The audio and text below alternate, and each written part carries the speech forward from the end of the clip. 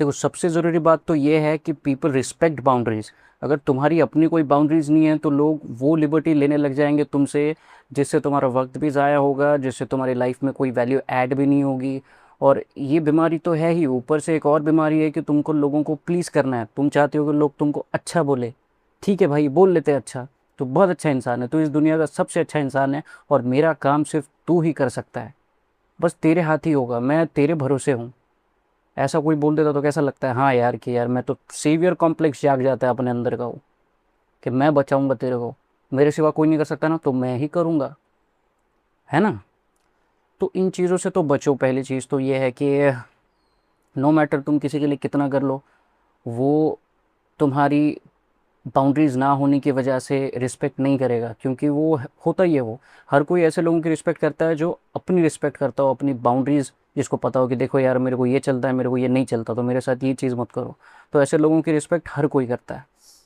दूसरी चीज़, जब people pleaser बन जाते हो किसी के लिए, तो मोस्ट ऑफ द टाइम्स तुम्हारा ना दिमाग वो एक डोपामिन ढूंढ रहा होता है, वो एक वैलिडेशन ढूंढ रहा होता है। पता है क्या, कि लोग मुझे बोले कि मैं एक अच्छा इंसान हूँ, लोग एक्नॉलेज करें कि मैं एक अच्छा इंसान है। पहली चीज़ तो ये, तुम हो आदमी। आदमी की ज़िंदगी में बचपन में वो माँ बाप से गालियाँ खाता है, जवानी में वो बीवी से गालियाँ खाता है, और फिर बुढ़ापे में वो अपने बच्चों से खाता है। क्यों? क्योंकि वो होता है, उसको देर सवेर लोग समझते नहीं समझते ऐसा नहीं है, बट उसको वक्त लगता है। जैसे माँ बाप को जब बच्चा जवान हो जाता है, शादी वादी कर लेता है, तब वो समझ में आने लगता है, वो बोलते हैं हाँ यार जैसा भी हो मेरा बच्चा मेरा बेटा अच्छा है। और मेरी बीवी का भी ये प्रॉब्लम है कि वो बूढ़े होते होते वो फिर वो तुमको समझने लग जाती है, फिर वो अपने बच्चों को बोलती है कि तुम्हारा बाप बहुत अच्छा है। बच्चों का तो ये है कि जब तुम कब्र में चले जाते हो तब उनको लगता है अरे बाप अच्छा ही था, बहुत अच्छा इंसान था। तो वो मिलता है, वैलिडेशन मिलता है, वो समझते हैं, लेकिन उसको लगता है वक्त। तुम उसकी राह देखते मत बैठना कि आज समझेंगे कल समझेंगे, छोड़ दो, जब समझेंगे तब समझेंगे।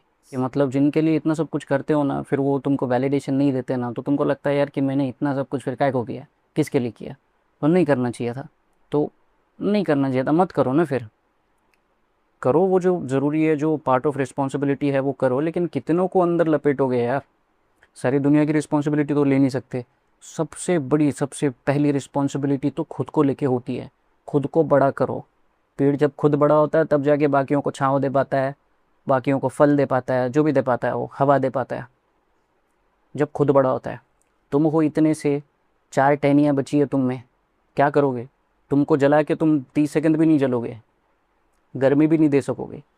तो ये बहुत ज़रूरी है कि हम खुद को बड़ा करें। And most of the times, just because कि तुम किसी को ना नहीं बोल पाते, तुम वो चीज़ें भी उनके लिए कर देते हो जो तुम्हारे बजट में नहीं है। सिर्फ फाइनेंशियली नहीं बोल रहा, बजट में, फाइनेंशियली तो है ही, चलो तुम्हारे पास है ही नहीं उतना पैसा जितना तुम उसको दे रहे हो, किसी और चीज़ के लिए किसी और रिस्पॉन्सिबिलिटी के लिए रखा हुआ है, लेकिन जस्ट बिकॉज कि तुमको ना नहीं बोलने आता, वो चला जाता है और तुम्हारी रिस्पॉन्सिबिलिटी वो रह जाती है।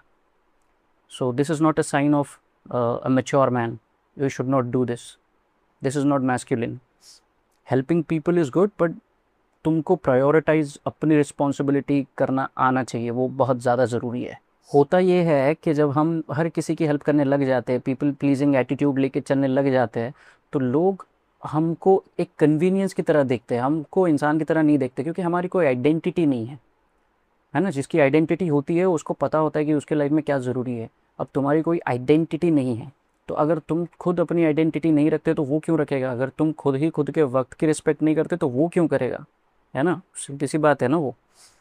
सो तुम तो उसके लिए एक टूल हो, एक कन्वीनियंस हो, उससे ऊपर कुछ हो नहीं। ये तो मत समझो कि वो तुमको बोले कि तू बहुत अच्छा इंसान है। अच्छा इंसान जब कोई किसी को बोलता है तो बहुत सारी एक्सपेक्टेशंस भी उससे रखता है। कोई बोल रहा अरे तू तो बहुत अच्छा है, तेरे से उम्मीद है मेरे को कि तू ही अच्छा करेगा। नहीं, नहीं हूँ मैं अच्छा, छोड़ दो।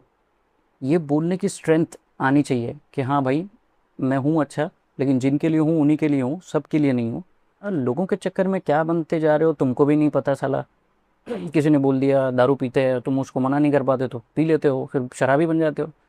कोई तुमको बोलता है कि यार ये कोर्स कर ले, वो कर ले, वो अच्छा है, ये अच्छा है, तुम वो कर लेते हो। तुमको लगता है कि यार ये करने के बाद मेरे को रिस्पेक्ट मिलेगी, तो इज्जत मिलेगी, वो कर लेते हो, खुश नहीं रह पाते उसमें, छोड़ देते हो, बाद में फिर बेरोज़गारी आ जाती है। तो ऐसी बहुत सी चीज़ें हैं जो दूसरों के वैलिडेशन के लिए, दूसरों की खुशी के लिए अपन करते हैं, लेकिन वो सस्टेनेबल नहीं है। तो सस्टेनेबिलिटी एक बहुत ज़रूरी वर्ड है जिसके बारे में जानो। Sustainability, try to understand this. Disappointing people is part of growth. If you want to grow then you have to disappoint others. किसी न किसी को डिसअपॉइंट करना पड़ेगा। अगर किसी को नहीं करोगे तो एट द एंड खुद को करोगे, एंड वो खुद को डिसअपॉइंट करके जीने वाली लाइफ बहुत प्रॉब्लमेटिक होती है। वो तुमको पल पल चुभेगी। किसी और को डिसअपॉइंट करके तुम भूल भी जाओगे, लेकिन खुद को जब वो 24/7 तुम्हारे दिमाग में चल रहा होगा कि यार ये करना चाहिए था, मैंने डिसअपॉइंट कर दिया, मेरे को खुद से इससे ज़्यादा उम्मीदें थी, वो बहुत सताता है। So try to understand you have only two options: either you disappoint others or you disappoint yourself. Now you choose it. So this is the reason I think you should not be a people pleaser. See you in the next one.